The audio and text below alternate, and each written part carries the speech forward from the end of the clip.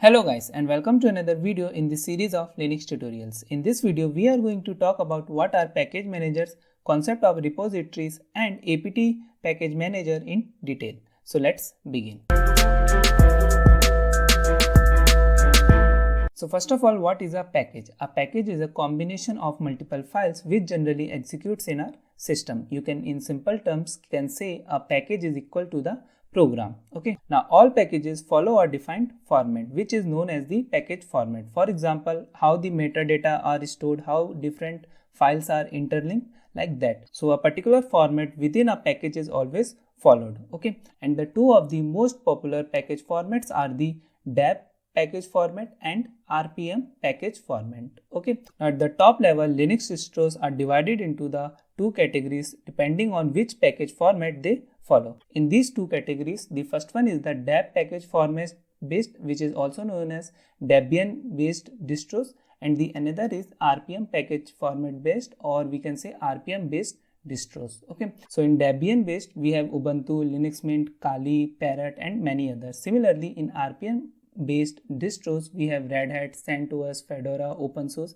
and many other. Okay, so based upon the package format, our Linux distros are divided into the Debian based and rpm based. Okay, now let's say that you are using a Debian based distros. Okay, let's say that you are using Ubuntu. In the website it will give you the option that whether you want to install the .deb file, which means you are downloading the package for the Debian based distros, and it will give you also the option as .rpm. Okay, rpm file means that you are downloading it for the distro which uses the rpm package format. Okay, so if you are using Red Hat, CentOS, then download .rpm file always, and if you are using the Ubuntu, Linux Mint or the Debian based distros, then always download the .deb file. Okay, now the next question is that what is a package manager? A package manager is a tool whose purpose is to manipulate these packages. Manipulate, I mean that to install some particular package, or to update some package, or to upgrade some package, or let's say that you want to find the information of some package, then you will use this package manager. Okay, in Debian based distros the default package manager is the apt. Okay, and in the rpm based distros it is yum. Note that there are also other package managers that come installed with this system. For example, in the Debian based there is also the dbkg package manager. Similarly, in other than yum, in rpm based distros there is also rpm package manager. Now the next question is that even though we have a package manager, we require some source location from where we can download and install the packages. Okay, these remote package storage locations are known as the repositories. Okay, and the repositories are defined in this way. Okay, now each of these component has a different meaning. Now let me just give you a brief overview of everyone. So at the first place we write deb or deb src. Okay, now deb means that the packages are already compiled and is in the binary form. Okay, and deb src means that the packages are not in the compiled form. Okay, then we have the url. Okay, this url can use the http protocol or any other protocol like ftp. Okay, and this is the location which is the website written here. Okay, so basically I had used the Kali repository to explain this. Okay, now here we either write the release code or the release class. If you want to see your release code, then you can open your terminal and then you can simply write here lsb then underscore release and dash a. Okay, so if you see here, my release code name is Uliana. Okay, so this is how you can quickly know your release code name. Okay, now in place of release code name there could also be the release class. Okay, release class, which could be, let me write, old stable, stable, testing and unstable. Okay, now unstable means that the packages might be unstable and might be in broken stages.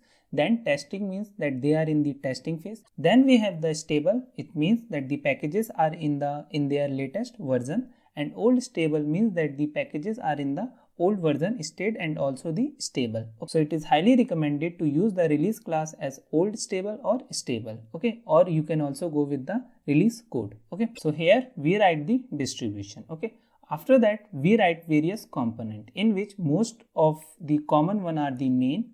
Okay, main, contrib and also non-contrib. Okay, non country. There could also be others, but these are the most widely used. So main means that the packages follow the DFSG guideline. Okay, DFSG guideline means the Debian Free Software Guideline. Okay, so main means that the packages follow these DFSG guideline. Okay, contrib means that the packages follow DFSG guideline, but there could be some other dependencies that does not follow the DFSG guideline. Okay, and non-contrib means that the packages does not follow DFSG guidelines at all. Okay, so this is the basic overview of the repository, how it look like.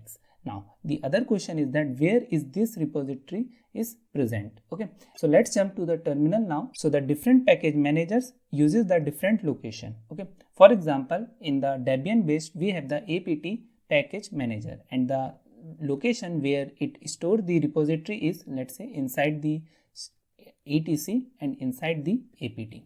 Okay, now you will see there are various folders and files. Now the default ones are present in this directory, so I will go to the cd source list.d. okay, and if you see here official, it is written official package repository. If you see this file, now note that even though my system is Linux Mint, I am able to use any repository that I like. Okay, so it is not the hard-coded rule that you can only use the repository defined for your system. Okay, you can also use any repository which are defined for the other systems also. Okay, or any third parties repositories also. Okay, so these are some default repositories present in my system. This may vary in your system. Okay, if you want to add another repository, then it is not recommended to alter this file. Okay, for that we have another file. Let me go back, and here you will see source.list. Okay, so inside source.list it is empty right now. If you want to use any other repository, then just copy paste here and then save it. Okay, so if you want to add a repository, you can write in this file, or you can use the command add-apt-repository. Okay, and then inside the double quotes you can write the name of the repository. Okay, entire name, entire string. Okay, including deb and main and non-contrib, every component that we studied. Okay, so these are the two ways in which you can add the repositories. Okay, so now let me clear it. After adding any repository, you should always run the command apt update. Okay, the purpose of this command is to update our local cache that contains the information of the various package. Okay, so after running this command, our cache will be updated and it will have the latest list of packages that can be installed in the system using the remote repositories. Okay, it is also good if you run this command time to time to keep your local cache updated. Okay, so now let's run this command. Okay, so now you will see our local cache is getting updated. Okay, note that it might ask you for your root password, right? So it is getting updated and it could take a while, but it didn't because I had recently updated it. Okay, now let's say that I want to list all the packages that can be installed. Okay, so I can write here apt and then list. Okay, then you will see there are huge number of packages that can be installed. Okay, so the list is really high. Okay, so let me just go to the point. Now let's say that I want to find what are already installed. Okay, what packages are already installed in my system. So I can write here apt and then list and then installed. Okay, so it is giving me the packages that had been installed in my system. Okay, one such package is the terminator. Okay, so let me just do it here. Let me run the same command and I'll grab here let's say terminator. Okay, so if you see here, terminator has been installed in my system. Okay, so let me clear it now. Now let's say that you want to search any particular package. For that you can write here apt, then search and then the name of the package. For example, zzuf. Okay, this is a random package here. Then you will see there are two such packages available. Okay, now let's say that you want to find the information of this package. For that you can write here apt show and then the name of the package. So zz, let's say uf. Okay, then you will see the information of this package has been shown. Right, now if you want to install it, then you can simply write apt install and then the name of the package. Okay, then I will press enter. You will see this is getting installed. Okay, sometimes if the package size is high, then it will also ask you that this amount of size you are going to be download. Okay, then you have to press Y for yes and N for no. Okay. Similarly, sometimes if this command is not running, then it may happen that you have to use this command as a sudo. Okay. So before that you have to write sudo apt install. Okay, like that.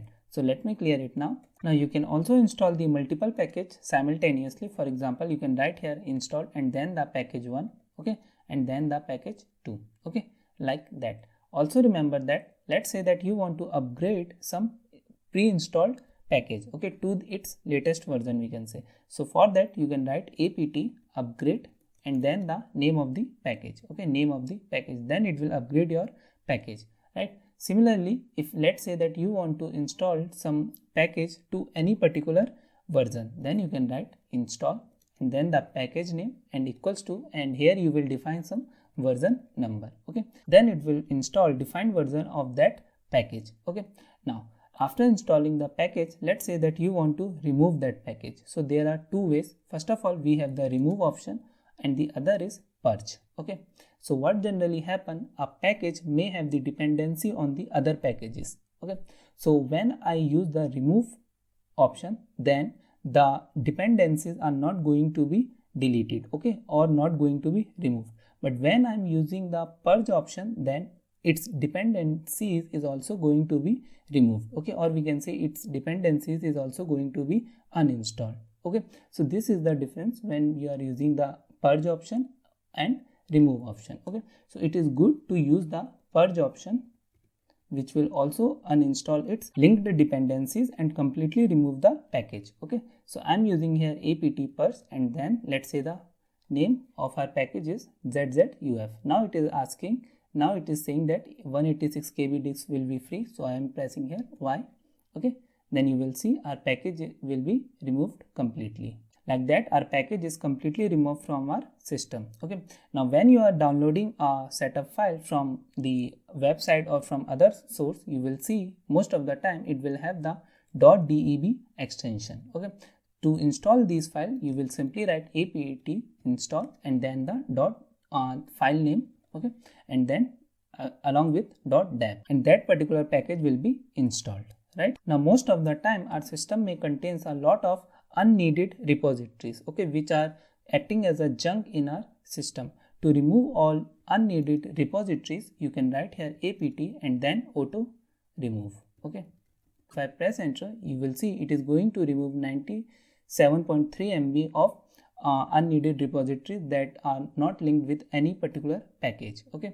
So if I press yes, then it will remove it, okay. So let it work and let me come here, okay. So this is about brief overview how we can use the apt command. Note that there is also a command which is apt get, but apt is more straightforward and more convenient while dealing with the packages, right? So these are some couple of options that in which some of which we go through, and also if you are using the Red Hat or RPM based distros, then you can use the yum package manager, and some of the yum package manager command I had written, okay. One last thing that you have to remember, do not use the apt or the debian based package manager in the RPM based distros, okay. Don't try to intermix them. Basically apt is designed for the Debian based distros and the yum is designed for the Red Hat or we can say RPM based distros, okay. So don't use apt with the RPM based distros and don't use yum or let's say RPM package manager with the Debian based distros, okay. Otherwise it may happen that you will get the broken package installation or it may create some problem. So it is always advisable that use the package manager defined for that particular Linux distros, okay. So that's all for today guys. I hope you like the video. If you have any doubt, please comment it down. Thanks for watching and I hope to see you in the next video.